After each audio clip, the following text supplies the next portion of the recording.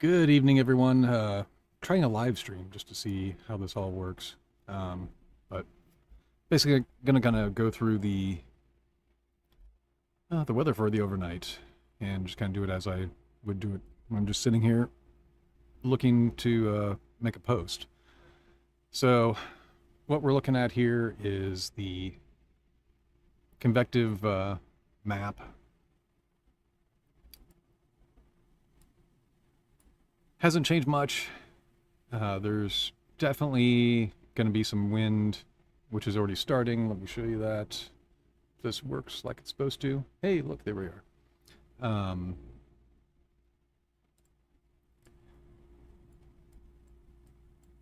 Over here in South Dakota, we've got a number of tornadic storms on the ground. They've had some really beautiful images of those. But that is what is going to be coming through to us overnight. Here's how things look right now across the state of Iowa. Pretty quiet. So we do have that mesoscale discussion that has popped up over there. Sorry, just reading it here real quick.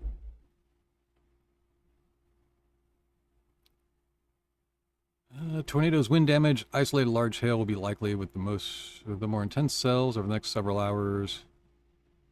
Convective coverage is expected to increase.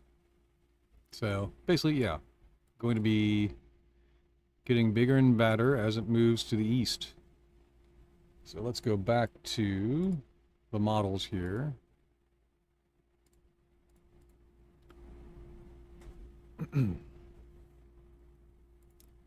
So we are going to look at the HRRR. Let's look at the winds first. And so this is the 18Z run, which is the last like full run, which is a full 48 hours.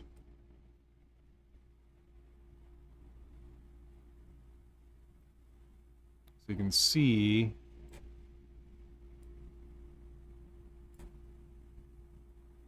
so this is about 3 a.m.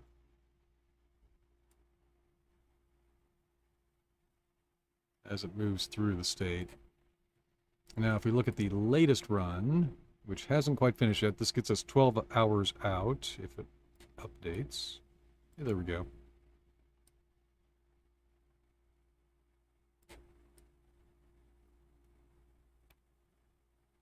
So the more recent models are showing definitely a lot more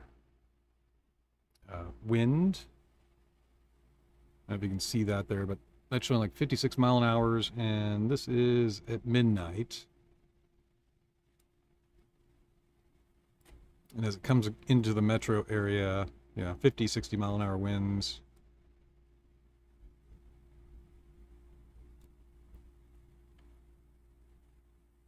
And kind of more to the east, kind of go. This one's kind of showing that it's kind of blown itself out. Let's see what the 21Z said.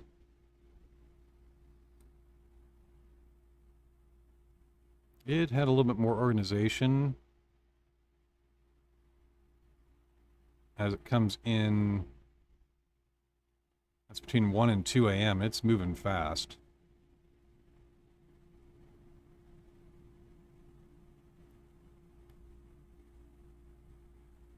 But kind of blows itself out there. Which is maintaining in the 22Z run of that. So let's see what the storms look like. And let's go ahead and go a little bit more local. So there we go.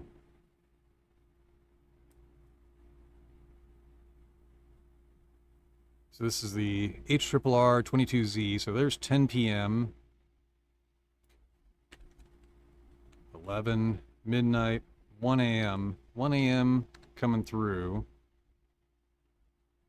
And with the gusts, we're looking at easily like 30 to 60-ish mile-per-hour winds. Now, if the model holds, and that's the big thing on these, is the timing going to hold and the position of the storm? Because it always seems to change every time they do another run. So like we look at, so this is 1 a.m. for the 22Z. We look back at the 21. The 21 had a little bit further east and south, and still kind of gaining strength up here in the northern counties. And then dropping into Des Moines between 2 and 3. And this thing looks like it's booking. I mean, that's an hour, and it's going from Fort Dodge to Des Moines.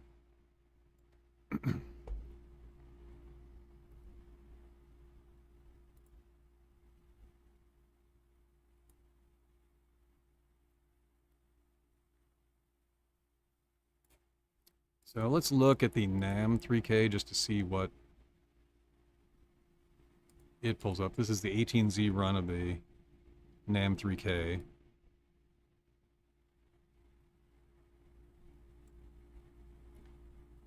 It's showing a pretty organized little line there. Let's see what the gusts look like. And that's a little more robust line of wind.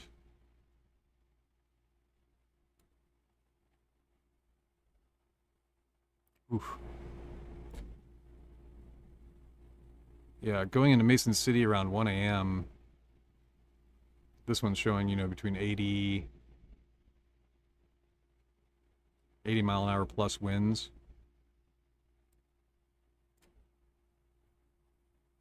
And maintaining through 2. And kind of dissipating a little bit by the time it gets to Cedar Rapids and Iowa City around 4 a.m. around crack of dawn. But it's looking like there's definitely going to be something there. Let's look at the Rufus and see what it says. This is the 21Z Rufus, which is the shorter range. And its timing is a lot different. Interesting. Yeah, looks like, so the Rufus is like an experimental model, so it has its moments where it looks pretty good, and then other runs it is like way the F out there. Which it looks like this current run, the 21Z, is a little out there. It's completely different than the 18Z run. Let's look at what the storm cells look like. And that, the 18Z of the Rufus has it missing Des Moines completely.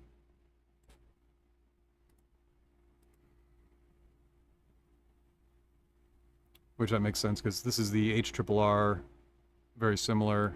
They're based on the same model.